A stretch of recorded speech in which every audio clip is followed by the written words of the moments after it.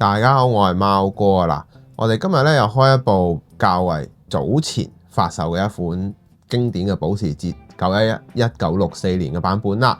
咁呢一部車咧，其實係對於 Mini GT 嚟講咧，喺一啲細節嘅位，其實係攻破咗唔少嘅位嘅，亦都有啲躍進嘅位啦。咁今集咧，我哋就會一齊嚟睇下呢一部車嘅整體結構以及各樣嘅細節啦。記得喺影片開始之前咧 CLS 啦 ，and the English subtitle has now available. Please enable the English subtitle feature. Let's go. 咁喺講911之前咧，咁其實呢一部保時捷咧可以話係第一代嘅911啦。咁原本嘅原生設計咧係保時捷356嘅。咁其後咧亦都係推出後繼車款啦。咁當時咧係1963年嘅法蘭克福汽車展咧就首次亮相啦。而呢一部車咧亦都係喺1964年咧改咗個設計之後咧變成咗911啦。咁喺引擎嘅佈局入面咧，亦都首次採用水平對向嘅風冷引擎啦。咁馬力去到130匹，最高時速亦都去到210公里嘅。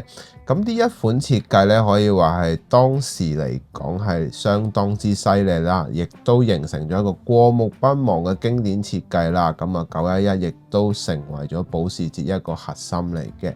咁無論時代係點樣變都好啦，大家到呢家呢一刻咧都係非常之追捧嘅，亦都911呢一個詞語亦都形成咗跑車嘅名詞啦。咁甚至係同保時捷畫上咗一個對等號嘅，當中嘅一啲精髓位置咧，亦都經過時間嘅歷練咧，依然令人印象深刻嘅。咁我哋去睇下成架車嘅整體結構啦。好啦，咁大家已經睇到呢一部車啦，非常之經典啦，打開嘅感覺亦都非常之靚嘅。因為其實本身咧，我對保時捷你話911嚟講咧，我就唔係真係好深刻印象。你話真係現代啲啊，911 GT3、GT2 嗰啲我梗係識啦。咁但係你話喂，去到1964年呢啲咁經典嘅保時捷就真係有啲棘嘅。咁但係大家一定會問我第一樣嘢噶啦，就係究竟 Tommy Tech 好啲定係 Mini GT 呢架車做得好啲呢？我只可以咁樣答大家啦。咁其實不相伯仲嘅，咁但係當然喺論價錢方面咧係相當有競爭力啦。咁講翻少少先啦，呢一隻色咧其實就係經典嘅愛爾蘭綠色嚟嘅。咁顧名思義，佢叫得自己做愛爾蘭綠色。打開之後咧，同真車嘅相咧，基本上有80%以上嘅顏色準確度嘅。咁呢隻顏色嘅純正度嚟講，其實要拿捏得準確咧，一啲都唔容易啦。而且咧，整體嘅光滑度啦，以及絲滑感咧，都係相當高質素嘅。而且可以憑住佢哋而家穩定嘅輸出啦，做出嚟嘅嘢亦都相當好嘅。無論喺細節方面啦，亦都帶有陣陣嘅復古味道啦。我咧第一時間就已經換咗隻好經典嘅車鈴啦，去配合翻成架車個質感，會提升咗好多啦。咁好啦，我哋會由頭講到落尾嘅。我哋先從車頭嘅部分講起。首先嚟到睇翻個車頭嘅頭泵把嘅部分先啦。咁其實一嚟到咧呢一個整體嘅銀色部分咧，基本上如果真車嚟講咧，就係一個電鍍嘅飾件啦。咁但係呢度咧就用上咗個較為金屬質感嘅一個銀色嘅，咁出嚟嘅效果亦都相當之唔錯啦。值得留意嘅有幾個部分啦。第一個部分當然就係指揮燈以及內部嘅呢一個少少我哋叫做疏氣窿嘅位置啦。咁呢啲位置咧，佢喺呢一度咧做得非常之靚嘅，咁工整啦。咁其實咧當初同Glenn 咧佢傾嘅時候咧，其實喺呢一個鐵圈嘅部分咧，其實本身佢哋係有考慮過用一個金屬鐵圈嘅設計啦。咁其後咧，但係就而家大家見到嘅成品咧，雖然佢唔係金屬鐵圈，但係做出嚟嘅質感亦都相當豐富啦。咁車頭大燈嘅部分咧，其實可以清楚見到嗰個舊式嗰啲拉直嘅直玻璃嗰啲紋理，呢度睇得非常之清楚啦。做得非常好嘅。咁第二點當然就係整體嘅光滑度嚟講咧，真係可以話係一等一嘅水準嚟嘅。大家可以睇到反光面啦，非常之有治癒感嘅。車頭嘅金色保時捷嘅金屬車廂部分做得亦都好靚啦。喺刻畫入面咧，最主要嘅部分當然就係水撥嘅位置啦，係有做到一個靠唔係我哋靠咗車就靠右啦，我哋靠咗個部分嘅水背設計啦，依然有做到一種好似金屬電鍍咁嘅感覺嘅。咁當然你話喂，如果電鍍更加好啦，咁但係好困難噶嘛。而佢喺金屬嘅呢個銀色嘅邊框度呢，亦都有做到黑色嘅膠水，我哋叫做膠水嗰個接嗰個位嘅，呢度都有做得非常之好嘅。咁另外值得留意嘅部分呢，仲有當然就係側鏡嘅部分啦。咁其實呢一個側鏡呢，當時亦都係有特別去嘗試去拿捏個左啊，即係嗰個大細啊，以及各樣嘢啦。咁呢一度呢，亦都有做到一個金屬質感非常豐富啦。咁啊入油角亦都睇到啦，若隱若現嘅效果嘅。咁但係你哋會話喂，係咪厚有咗呢？我答你就唔係啦。因為其實咧，正常嚟講，佢呢一個線條咧唔會話相當之深嘅。咁啊，呢一度做得非常之好嘅。咁最後啦，車頭冚嘅部分咧，嚟到呢一度咧，會見到兩條若隱若現嘅下壓線嘅。咁呢啲位置咧，係當時保時捷嘅經典，到而家呢一刻2023年咧，都依然係有用到嘅設計嚟嘅。從反光位置見到佢個光滑度、鏡面質感可以話係哇精品級嚟嘅，係啦。咁好啦，我哋又睇下車側嘅部分啦。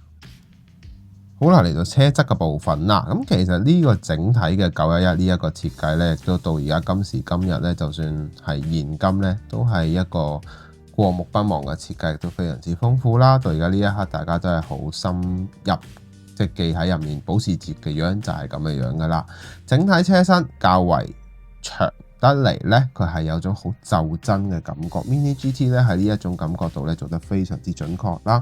咁但係當然啦，喺啲窗框嘅位置，大家一定話喂，如果佢係電鍍嘅，梗係更加好啦。咁當然我哋都想啦。咁但係有陣時候有啲嘢係要取捨嘅。當然你話喂，樹枝可以做到，當然做到啦。咁但係食黑件啊嘛，咁佢可能用到咁，咪會有啲唔同咯。咁但係如果你話喂，喺呢一個價錢定位入面，我真係覺得冇得輸噶啦。咁第二點呢，就係車尾泵把嘅部分啦。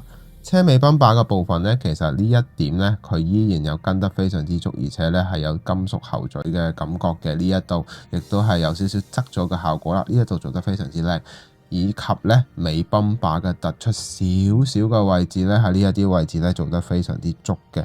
咁另外值得留意嘅，當然就係呢個大面積嘅玻璃窗位置啦。咁其實呢，整體嚟講呢，線條簡約，但係交代嘅嘢一啲都唔簡約嘅。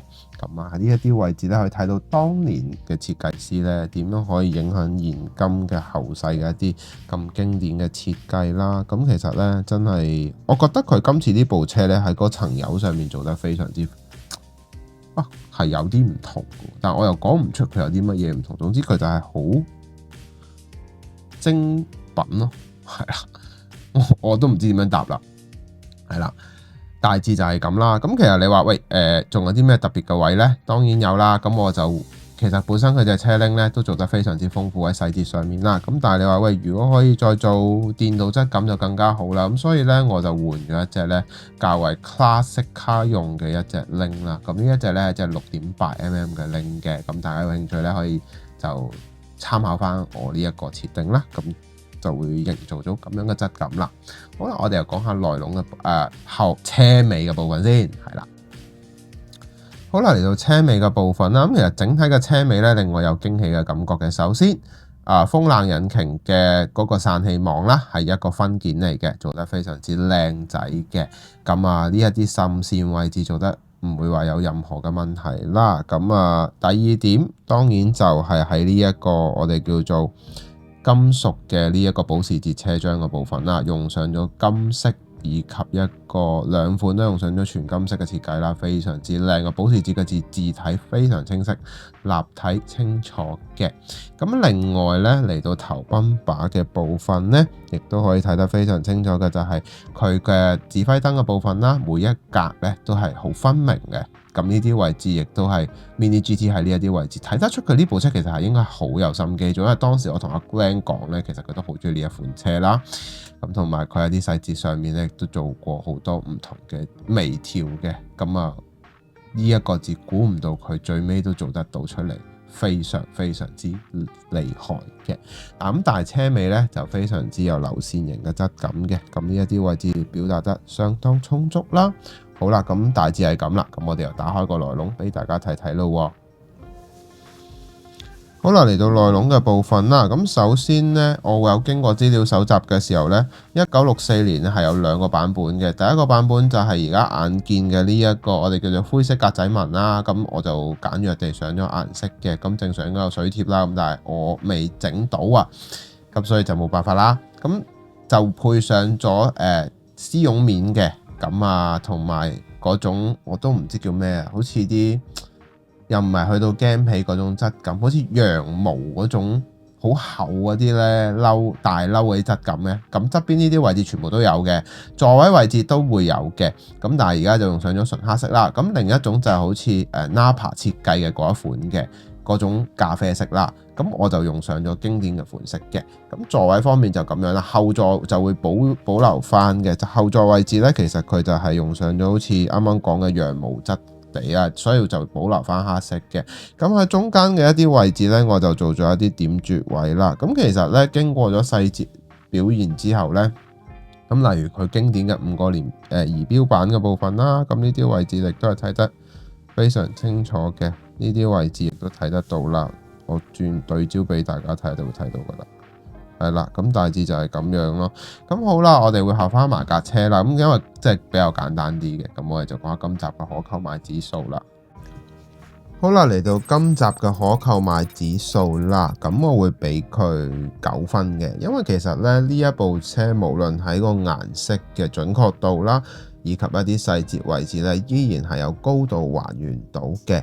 咁啊，依架車咧亦都係超晒班啦，喺顏色上面嘅表現啦。咁啊，亦都係一個大家可以攞嚟改車嘅一個好好嘅選擇啦。另外，亦都係對於保時捷嘅 fans 咧，經典款嗰啲啊，咁我更加推薦你買嘅。咁因為 CP 值亦都真係好高啦。咁大致係咁啦，我哋去做總結啦。好啦，咁大家咧已經睇晒所有嘅嘢啦。咁嗱，嚟緊會開啲乜嘢車呢？暫時未知道，因為始終都係啱啱月頭嘛。咁睇下到時會跌啲咩出嚟，或者有啲咩特別嘢，咁我再同大家去做開箱啦。如果你覺得呢條影片好嘅話咧，希望可以俾個 like 我啦。最緊要話俾我知你嘅諗法。最後記得訂閱我個頻道。咁我哋下集見啦，拜拜。